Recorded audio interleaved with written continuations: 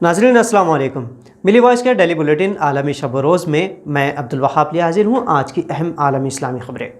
तफसीली खबरों से पहले डालते हैं एक नज़र आज की अहम सुर्खियों पर। भारत में इजरायली सफारत खाने से करीब धमाका, किसानों के कौमी एहतजाज को मुतासिर करने की कोशिश का इल्ज़ाम। यूएई में जेल मुंतज़मीन के हुस्न सलूक से 27 कैदियों का कबूल इस्लाम। सिंगापुर में मुसलमानों पर क्राइस्ट चर्च जैसे हमले का मंसूबा, भारतीय नौजवान गिरफ्तार। तालिबान का बाइडन इंतजामिया से दोहा मुआहदे की पासदारी करने का मुतालबा। और भारत में हंगामा आने के बाद किसान दोबारा एहतजाज के मकामात पर जमा। अब खबरें तफसील से। भारत में इजरायली सफारत खाने के करीब गुज़िश्ता शाम धमाका हुआ, जिससे वहां मौजूद 3 गाड़ियों को मामूली नुकसान पहुंचा है। भारतीय मीडिया रिपोर्ट्स के मुताबिक नई दिल्ली में इजरायली सफारत खाने के करीब शाम 5 बजे धमाका हुआ। भारतीय पुलिस ने धमाके की तस्दीक करते हुए कहा कि कम शिद्दत वाले आईईडी धमाके के नतीजे में कोई ज़ख्मी नहीं हुआ। इसराइल ने भारतीय दारुल हुकूमत नई दिल्ली में अपने सफारत खाने के करीब धमाके को दहशतगर्दी करार दिया है और कहा कि इसराइली हुक्काम और भारतीय हुक्काम मिलकर धमाके की तहकीकात करेंगे। सोशल मीडिया पर तबसरे जारी है कि यह धमाका भारत में किसानों के कई माह से जारी एहतजाज को मुतासर करने के गर्ज से करवाया गया है। यूएई से एक हौसला बख्श खबर आई है कि मुत्तहदा अरब अमारात में हुस्न सलूक से 27 कैदियों ने साल 2020 में इस्लाम कबूल किया है। खलीज टाइम्स के मुताबिक ये कैदी जेल में इंतजामिया के उनके साथ बेहतरीन रवैये और इस्लामी तालीमात से मुतासिर हुए। आगोश इस्लाम में पनाह लेने वाले ये कैदी मुख्तलिफ मज़ाहब से ताल्लुक़ रखते हैं। सभी कैदी रासुल क़ैमा जेल में थे, जहाँ उन कैदियों के बिला मजहब व मिल्लत जेल के अमले की निगहदाश्त और उनके साथ मुनसिफाना रवैयों से इन कैदियों ने अपने आबाई मजहब को तर्क करने का फ़ैसला किया। जेल इंतज़ामिया के मुताबिक इस्लामी तालीमात की रोशनी में कैदियों के साथ हुस्न सलूक किया जाता है।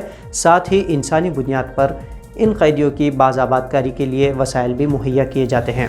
इसी के साथ साथ कैदियों को हिफ्ज़ कुरान और इस्लामी तालीमात के अलावा माशी सलाहियतों में इजाफ़ा करने की गर्ज से मुख्तलिफ़ कोर्सेज़ चलाए जाते हैं। इससे उन्हें रिहाई के बाद किसी भी तरह की दिक्कतें पेश नहीं आती है। मुख्तलिफ़ मज़ाहिब के कैदियों ने जब इस्लाम की ये तालीमात देखी तो एक आम कैदी की हैसियत से वो मुतासिर हुए और उन्होंने इस्लाम की पनाह में आने का फ़ैसला किया। बीबीसी पर शाया खबर के मुताबिक सिंगापुर में एक 16 साला भारतीय नज़ाद नौजवान को गिरफ्तार किया गया है। ये नौजवान मुसलमानों पर न्यूजीलैंड के शहर क्राइस्ट चर्च में मसाजिद पर हुए दहशतगर्दाना हमलों की तरह हमला करना चाहता था। सिंगापुरी हुक्काम का कहना है कि ये नौजवान प्रोटेस्टेंट ईसाई शहरी है। 15 मार्च को क्राइस्ट चर्च हमलों के 2 साल मुकम्मिल होने के मौके पर सिंगापुर में भी मुसलमानों के खिलाफ ऐसे ही हमले करने का ख्वाहिशमंद था। इस दहशतगर्द नौजवान ने हमलों के लिए तफसीली मनसूबाबंदी करते हुए ज़रूरी तैयारियां भी की थी। सिंगापुर के हुक्काम ने उस मुलजिम की शनाख्त नहीं की है, ताहम सिर्फ इतना बताया था कि गुज़िश्ता माह दिसंबर में उसे गिरफ़्तार किया गया था और इस दहशतगर्द ने एतराफ़ किया था कि वो इस बात की उम्मीद करता भी था कि वो इन हमलों के दौरान खुद भी मारा जा सकता था। दहशतगर्द से पूछताछ के दौरान ये भी साबित हुआ कि वो क्राइस्ट चर्च हमलों के सज़ा याफ्ता मुजरिम टैरेंट की सोच से इंतहाई हद तक मुतासिर है। न्यूजीलैंड के शहर क्राइस्ट चर्च में 2019 में मुसलमानों की 2 मसाजिद पर हमले किए गए थे। हमलों में 51 अफराद जाँ बहक हुए थे। अमेरिका में नई हुकूमत साजी के बाद तालिबान ने कहा कि फरवरी 2020 में अमेरिका के साथ किए गए मुआहदे का मतलब अमरीकी अफवाज को अफ़गानिस्तान से निकलने का एक महफूज रास्ता फराहम करना है। तालिबान ने सदर जो बाइडन के इंतजामिया से इस तवक्को का इजहार किया है कि मुआहदे पर नज़रसानी से उसके मंदजात में तब्दीली नहीं होगी।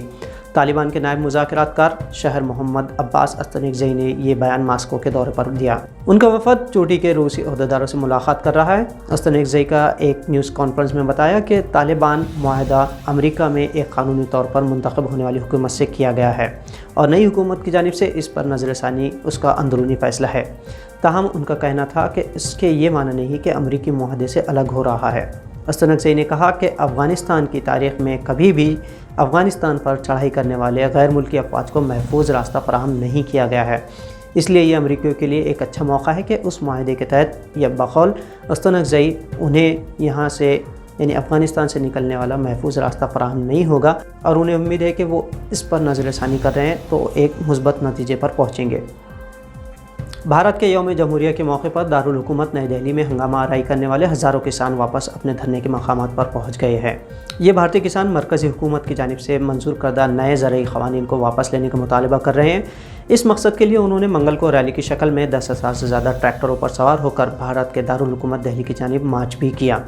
किसान मुजाहिरीन सड़कों पर रखी गई रुकावटों को हटाते हुए दारुल हुकूमत की सड़कों पर गश्त करने लगे, जबकि बाज़ मुश्तइल मुजाहिरीन ने तारीख़ी मकाम लाल किले में दाखिल हुए थे। इस दौरान लाल किले पर किसान तंजीमों का परचम और सिखों का मजहबी परचम निशान साहब लहराया गया था। एहतजाजी किसान तंजीमों का कहना है कि सिख गुलकार दीप सिंधु ने किसानों को लाल किले तक जाने के लिए उकसाया था। उसी ने लाल किले पर सिख मजहब का परचम निशान साहब लहराया था। किसान तंजीम और हिज़्ब इख्तिलाफ ने दीप सिंधु को हुक्मरान पार्टी बीजेपी से करीबी रवाबित बताए हैं। दिल्ली पुलिस ने यौम जमहूरिया के मौके पर किसानों की ट्रैक्टर रैली पर पुरतशद्दुद वाक़यात के सिलसिले में 22 मुक़दमात दर्ज किए हैं। पुलिस राय का कहना है कि तसादुम के दौरान 300 पुलिस एहलकार ज़ख्मी भी हुए हैं। किसान तंजीमों ने तशद्दुद आमेज़ वाक़यात से ख़ुद को अलग किया है। उनका कहना है कि तशद्दुद से उनका कोई ताल्लुक़ नहीं है, बल्कि किसानों को बदनाम करने हुक्मरान जमात की ये एक साजिश है। अक़वाम मुत्तहिदा के सेक्रेटरी जनरल एंटोनियो गुतेरेस ने कहा कि भारत पाकिस्तान को अपने आपसी मसाइल से निपटने के लिए इंतहाई ज़रूरी है कि वो संजीदगी से गुफ्तगू करे। दोनों मुल्कों के दरमियान किसी भी तरह का फ़ौजी इस्तेमाल ख़ित्ता और पूरी दुनिया के लिए कशीदगी का सबब बन सकता है। गुतेरेस ने प्रेस ब्रीफिंग के दौरान कहा कि भारत और पाकिस्तान से मुत्तसिल इलाक़ों में इंसानी हुकूक़ की पासदारी के लिए आपसी समझबूझ बहुत ज़्यादा ज़रूरी है। भारत ने अपने कब्ज़े वाले जम्मू कश्मीर से आर्टिकल 370 को साल 2019 में ख़त्म किया था, जिसके बाद दोनों मुल्कों में तज़ाद हुआ। पाकिस्तान ने भारतीय हाई कमिश्नर को उस मौके पर बर्खास्त भी किया था।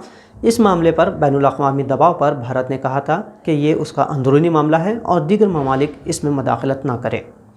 तो नाज़रीन, आलमी शब रोज़ में आज इतना ही। आपको मिली वॉइस की खबरें कैसी लगी? आपकी राय और तजावीज़ हम तक ज़रूर पहुँचाएँ। दीगर तज़किया और ख़बरों के लिए आप मिली वॉइस को फेसबुक और यूट्यूब समेत दीगर सोशल मीडिया प्लेटफॉर्म्स पर फॉलो और सब्सक्राइब कर सकते हैं। साथ ही मिली वॉइस की आवाज़ दूसरों तक पहुँचाने के लिए इसे शेयर करना ना भूलें।